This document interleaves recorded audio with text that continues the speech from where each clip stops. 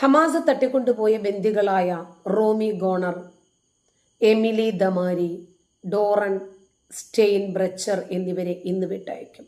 മോചിപ്പിക്കുന്നവരുടെ ഇന്നത്തെ പട്ടിക പുറത്തുവിട്ടിരിക്കുകയാണ് ഹമാസ്. 471 ദിവസം ഹമാസിന്റെ കൈവശമായിരുന്നു ഇവർ.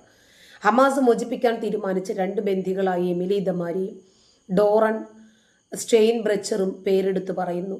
2 സ്ത്രീകളെയും ഇന്ന് മോചിപ്പിക്കുമെന്നാണ് പ്രതീക്ഷിക്കുന്നത് കുടുംബങ്ങൾ സ്ഥിരീകരിച്ചു. നേരത്തെ തീവ്രവാദി സംഘം മോചിപ്പിക്കാൻ പോകുന്ന 3 സിവിലിയൻ സ്ത്രീകളുടെ പട്ടികയിൽ റോമി ഗോണനുമുണ്ട് എന്ന് കുടുംബം പറഞ്ഞിരുന്നു. 2023 ഒക്ടോബർ 7-ാം തീയതി കിബട്സ് കഫാർ ആസയിലെ വീടുകളിൽ ആക്രമിച്ചാണ് ഹമാസ് ഇവരെ തട്ടിക്കൊണ്ടുപോകുന്നത്. സ്റ്റെയിൻ ബ്രച്ചർ എന്നിവരെ ബന്ദികളാക്കി ദമാരിയെ ഭീകരർ വെടിവെച്ചു വീഴ്ത്തി. ഹമാസ് ഇവിടുത്തെ 37 നിവാസികളിൽ 11 പേർ കൊല്ലപ്പെടുകയും 7 പേരെ തട്ടിക്കൊണ്ടുപോയി സ്ട്രിപ്പിലേക്ക് കൊണ്ടുപോകുകയുമാണ് ചെയ്തത്.